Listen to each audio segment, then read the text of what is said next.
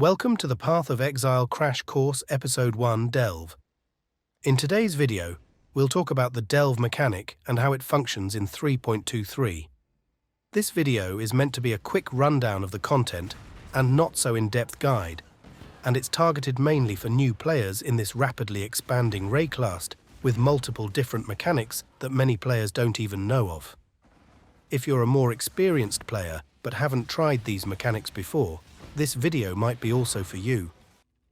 Delve League was released on August 31st, 2018 as part of expansion 3.4.0 and has since seen some changes through multiple past leagues. The core idea of Delve is you dive deeper in the mine, called Azurite Mine, and slay multiple monsters that attack you from the darkness. You're moving from point to point in the mine, and every time you successfully reach the end of your journey, the node you'll reach will drop loot, and you might find some boxes to open for more loot.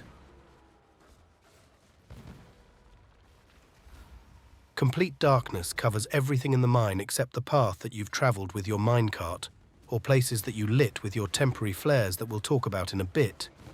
If you enter the darkness, you'll start taking damage over time from stacking darkness debuff. But as soon as you step back into the light, it'll clear the debuff, and you can continue your journey. As an important note, darkness also protects monsters, so you cannot damage them while they're in the darkness.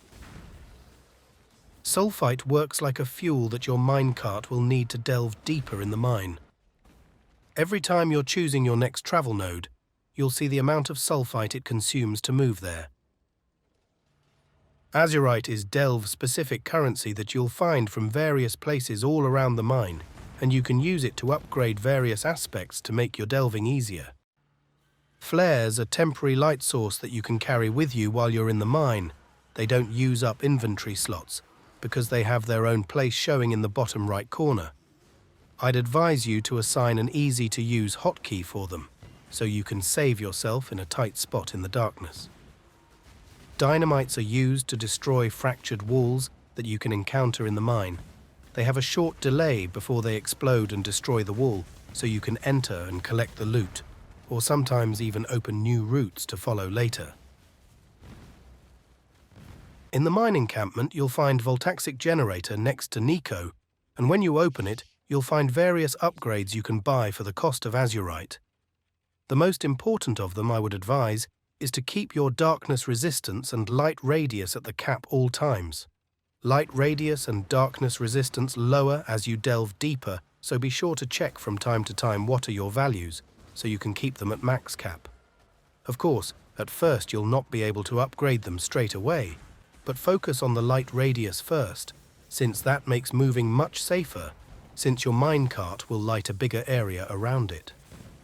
Also, it's good to give a couple upgrades to sulphite capacity so you don't have to constantly go between maps and mine encampment.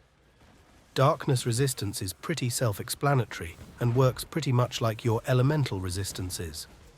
Having more resistance makes you able to stand in the darkness a bit longer.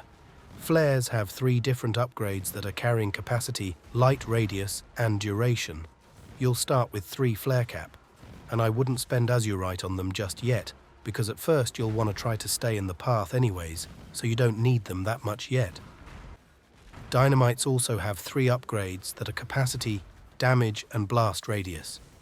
Damage being the only useless upgrade that you shouldn't give any upgrades, since it doesn't affect breaking through fractured walls at all.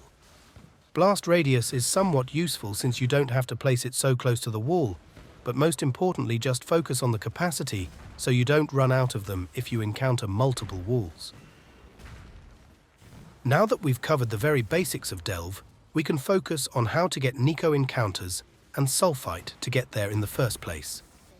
You'll encounter Niko in Act 4 outside of the mines.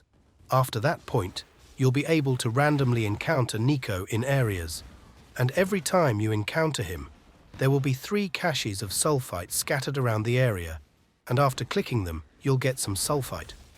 Note that the amount of Sulphite you get from the caches increases with the monster level of the area you're in, so be sure to run as high-level content as your character can handle, so you get the most out of the caches. There's lots of Delvey passive skills, but not all need to be taken. If you want to run Delve, the most important ones would be Mining Partnership, that increases the chances of you encountering Niko randomly in maps, and increases the chances of getting Niko Master Mission when completing your map. Mad Devotion is also useful because it increases the chances of getting Master Mission completion even more. Mining byproducts is a powerful node, especially in high-tier maps, because it gives 10% chance to get the same amount of Sulphite as Azurite every time you open a Sulphite cache. Those 3 nodes I would consider to be the most important ones. Resonators and Fossils can be found in the mine and are a big reason why people run Delve. You can find these from various chests all around the mine, but also in special nodes or behind fractured walls. Resonators can be found with 1, 2, 3, or 4 sockets. They are used to reforge rare items with new modifiers, and you can affect the outcome by socketing different fossils in them. Note that you cannot use a resonator while it has empty sockets, and you cannot socket multiple same fossil types, so choose your resonator according to your need. Also, resonator ignores any craft that you have on your item. For example, cannot roll, attack modifiers is not counted in when using a resonator. There's various types of fossils, but most of them boost the chance of certain modifiers and block other types of modifiers. For example, jagged fossils give more physical modifiers, but block all chaos modifiers. In paper, this means that all physical modifiers have 10 times the chance to appear, but chaos modifiers cannot be rolled at all. This is useful, especially in bigger resonators, because you can make the modifier pool a lot smaller to target specific modifiers that you want. To keep this video somewhat short, I'll put some links down below where you can look what other fossils there are and how they affect the items they are used to. There are 10 different biomes that you can find, and all of them have specific types of fossils you can find in them. There's this useful cheat sheet you can use to look for the types of fossils you want to farm.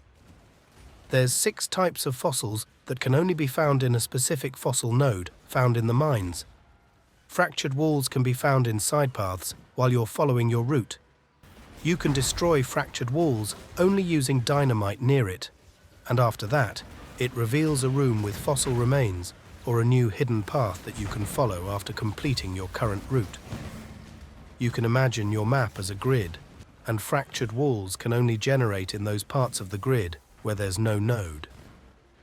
This makes finding fractured walls way easier of a task, and you don't have to aimlessly wander in the dark looking for one. Also, as an extra tip, every node has 1, 3, or 4 connecting paths to it, and if you happen to find a node that has only 2 paths connected to it, then it has a hidden path on one of its side, and you can look for it by teleporting to the node and searching for it in the dark.